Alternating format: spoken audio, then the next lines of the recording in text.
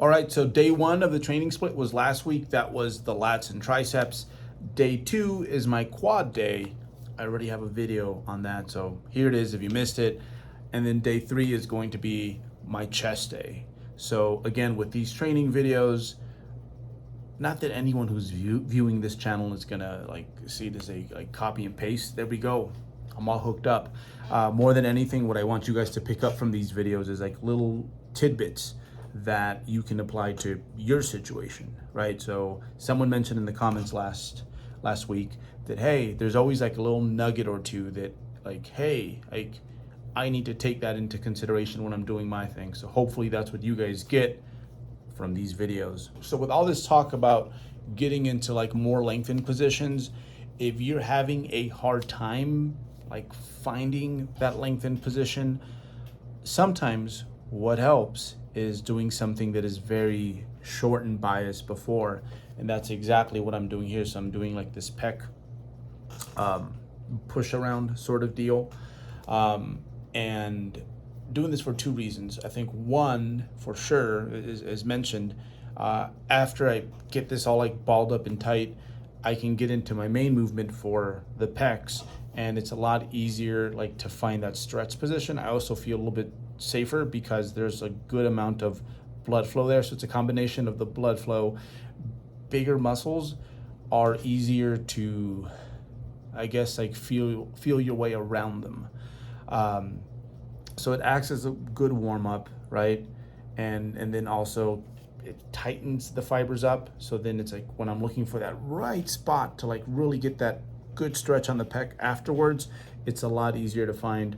I have found this sort of thinking works really well with, for example, if you're bad at hinging, doing some sort of like hip thrust, glute bridge before your RDLs really gives you like that booty awareness, right? You know where your hips are. Another one is like just traditional dumbbell lateral raises, but don't let them go below navel level, and keeping them up here. Then eventually you can get into all your lengthened work and you're like, oh, okay, I know exactly where my arm goes, say going across your body. It's like, okay, I was taking it here, but it needs to be here. Little details like that, doing something that biases the shortened position, not a bad idea. And I'll tell you what, doesn't take a whole lot away.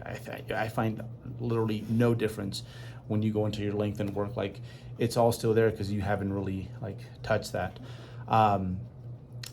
The second reason I'm doing this is because a few weeks ago I did experience like this pec strain. Thankfully, it was just on like the unracking of a bar, right? It's just a very weird bench setup I have. Very just odd place to take the bar out from. I don't trust anyone there to really spot me. So I was unracking it myself. I think it was like 305 pounds. And yeah, so like it kind of did its thing before I actually started the press. So I'm getting some blood flow to the area, and it's also like letting me test it out. But yeah, I go until basically it turns into nothing, and then we get the show on the road. So with my dumbbell press, see, like structurally, I'm deceptively wide, I think, so this way, but I am not wide this way. So my rib cage kind of shallow, and this sort of setup having a little bit of a decline really makes it so that the sternal head of my pec, what I'm trying to target here, is in a much more lengthened position relative to like something flat on me. This is just me kind of testing it out because again, the pec is still kind of something I have to be kind of mindful with. This is my actual working set, and yeah, so peep what part of my pec is the most stretched, and then try to imagine how stretched it would be if I was on a flatter bench setup. So that's why I prefer this one, and I think it's something worth experimenting with if you are a less broad-chested individual such as myself. But yeah, I think this is going to be a keeper for a while, because also, you know, when you have a pec that you're still not too sure of, you can just kind of do this, whereas like with a barbell you're a little bit more screwed, right? But yeah, I really, I mean, pretty obvious. Like the stretch that it gives me is I feel it.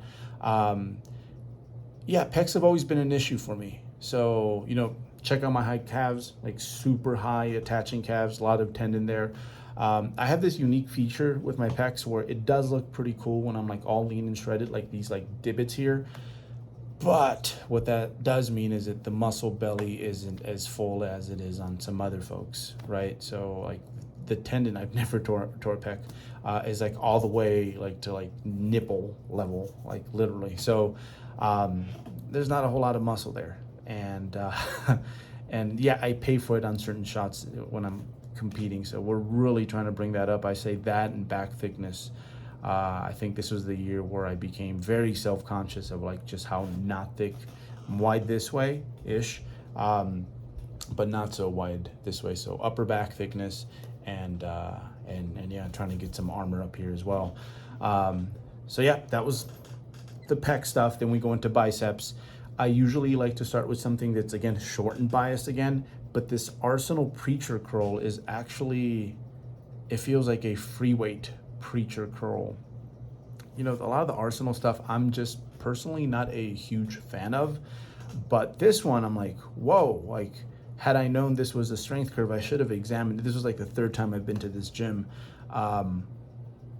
Yeah, I would have planned it out differently, but it felt so good I just ran with it. But typically what I'll do is like some sort of like cable curl.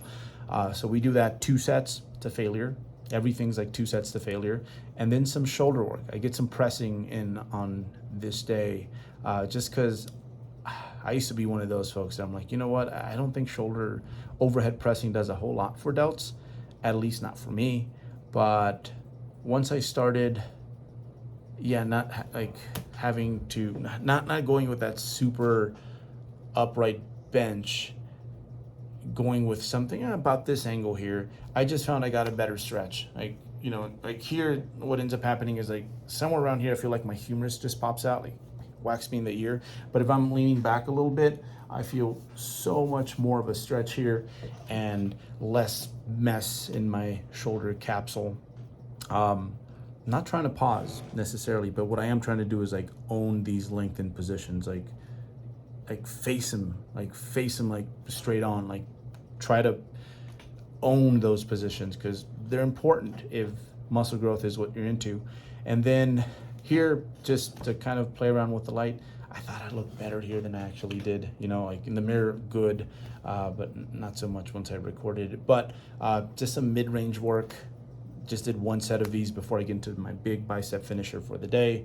And yeah, I even used some like Cheaty reps to get it up, and then some eccentrics, and then yeah, so might as well. It was only 1 set, but yeah, this is basically all the pec work I do for the sternal head. I do have one day where I do hit upper pec exclusively, but this day really simple, really short, really low volume at the end. But I do think I've made some significant changes in my pecs. Yeah, being more cognizant of like what positions get me the biggest stretch, but also my boy Dave McConey a few years out like called me out on like, hey, you take advantage of the fact that you're stubby on dumbbell presses and like you can go deeper. So thanks, Dave. Yeah, and this is it. Preacher curl or preacher curl angle, but I can do both arms at once when I'm in a pull down station. And yeah, that is the finisher. 2 sets of this. I go from full ROM per this movement, into partials. Again, 2 sets, and that 2 sets across everything, and that is basically it. So, yeah, that is what my chest and biceps day looks like. Hopefully, you picked up a few things that can help you. Now, on to the big topic at hand. All right, so will I be competing this year or not? I don't know. I still don't know. I was supposed to have an answer for you guys, most importantly for me this week, but I still don't know. Those who are closest to me understand just why why it's a very complicated situation this year. It does have a lot to do with being a new parent. Nevertheless, when it comes to bodybuilding, there's never been a time where I can think of where it's like I've set out to do something and I haven't done it. And this halfway feels like that.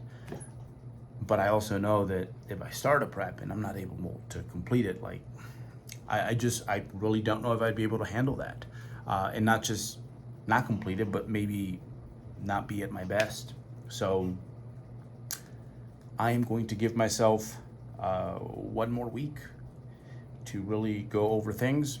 I still have time. I don't have to be on until November, and I'm about 20 pounds away. July's a big month, 7-8, lose 7-8 pounds there. August, 4-5, and then it slows down a little bit. But yeah, I just have to be ready by November. So we're going to see. I'm really going to weigh things out, and I have to have an answer for you guys, but most importantly for myself by next week, so that I can move on and get to the next thing, whether it's a contest prep or an off season. So that's where I'm at. Hey, we're on a hot streak with this. We're doing well.